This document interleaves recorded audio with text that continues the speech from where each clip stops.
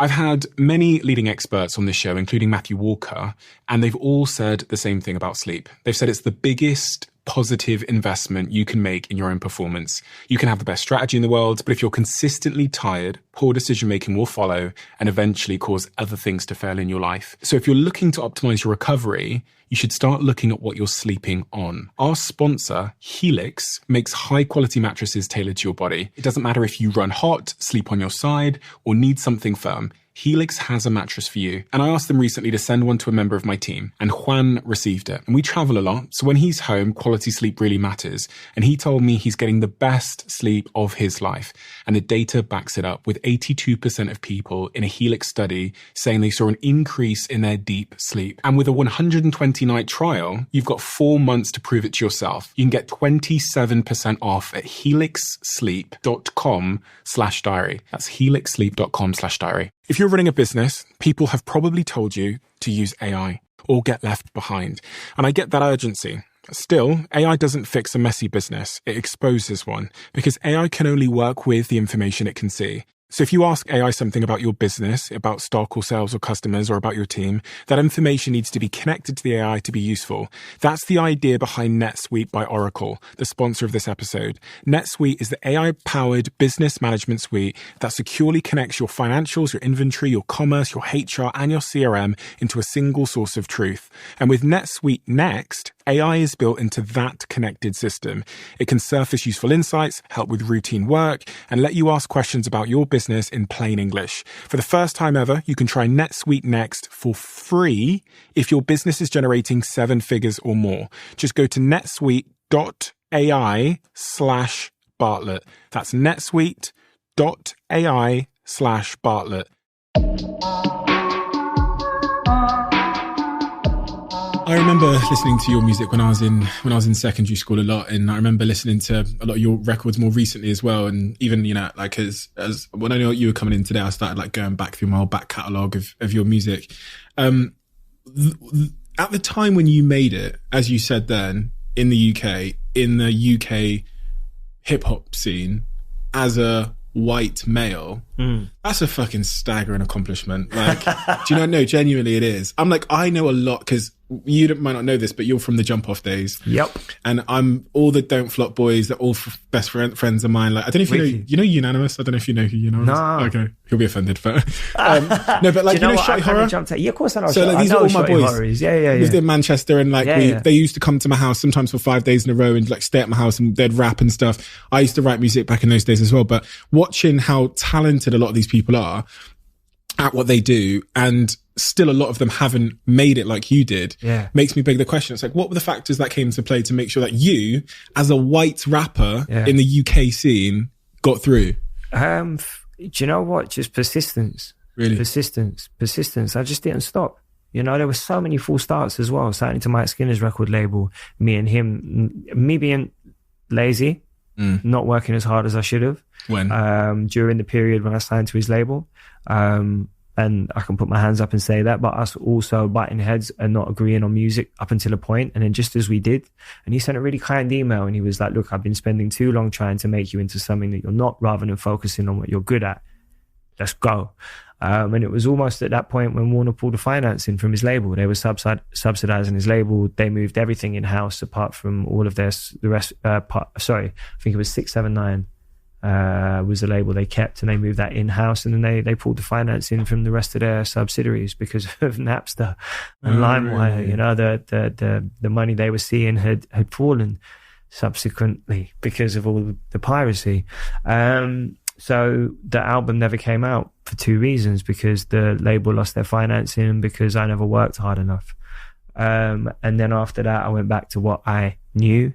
And what facilitated me being able to continue my quest to become a successful musician, which, by the way, I thought would absolve me of everything in my past, and just make me happy. What did you find out? Well, that was bullshit, wasn't it? What a stupid fucking idea that was. So you thought that becoming a successful musician would put your past at ease, basically? Yeah, you, and this is what's dangerous about pinning your happiness or your hopes of happiness on an ever-moving goalpost that quite often you move yourself. If I sell this many records, I'm going to be happy. And then you sell that many records, and then it's like, okay, if I get a number one single, I'm going to be happy. Then you get the number one single, and then it's like, well, what's next? You talked about this earlier. You said about how you've got to enjoy the moment more. Yeah. Or else you'll never enjoy life. Yeah.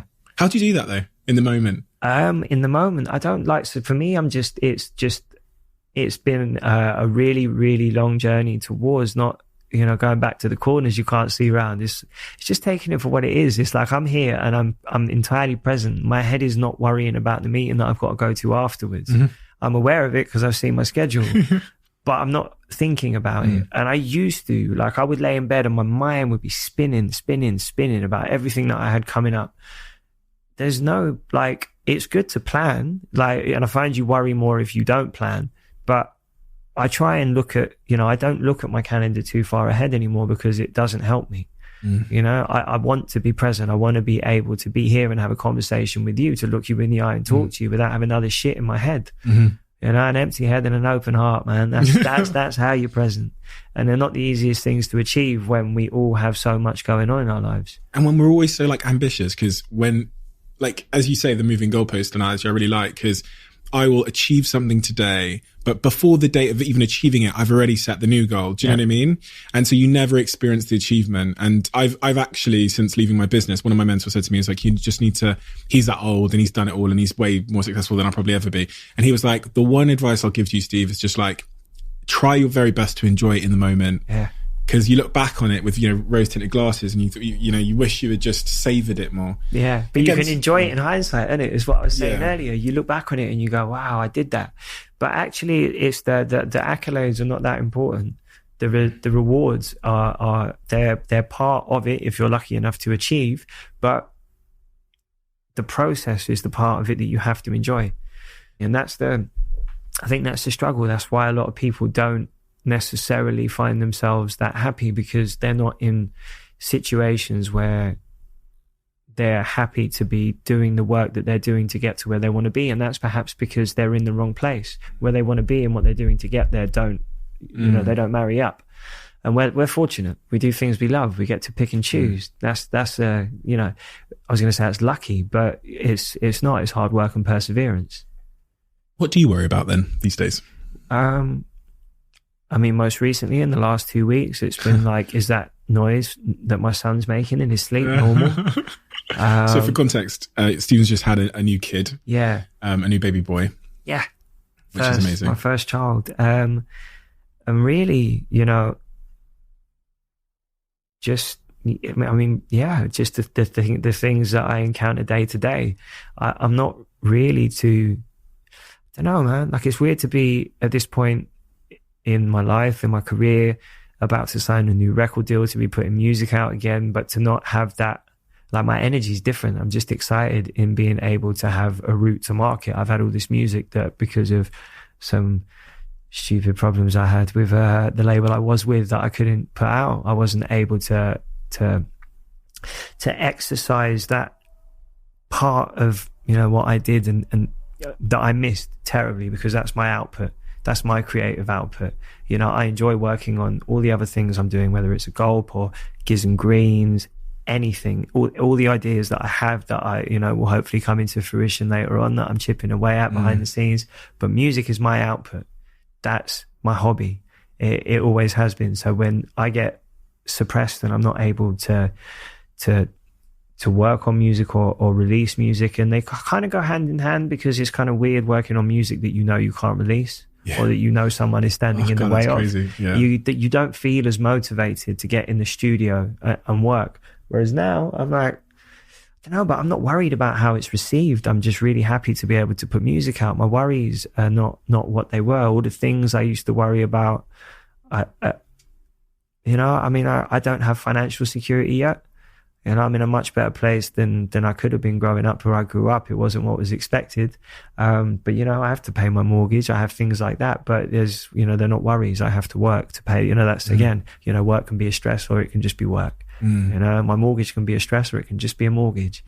I just have to work. There's quite simple things that I have to do in order to pay my mortgage, So I try and not get bogged down by the everyday shit. My worries are just whatever pops up, and are they worries, And I getting to know a child, like, am I holding my child correctly? Things like that, they're my current concerns.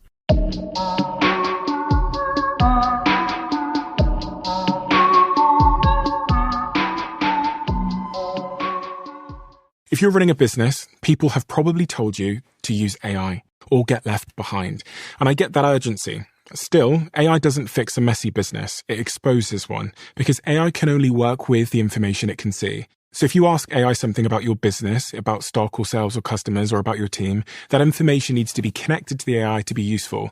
That's the idea behind NetSuite by Oracle, the sponsor of this episode. NetSuite is the AI-powered business management suite that securely connects your financials, your inventory, your commerce, your HR, and your CRM into a single source of truth. And with NetSuite Next, AI is built into that connected system. It can surface useful insights, help with routine work, and let you ask questions about your business in plain English. For the first time ever, you can try NetSuite Next for free if your business is generating 7 figures or more. Just go to netsuite.ai/Bartlett. That's netsuite.ai/Bartlett.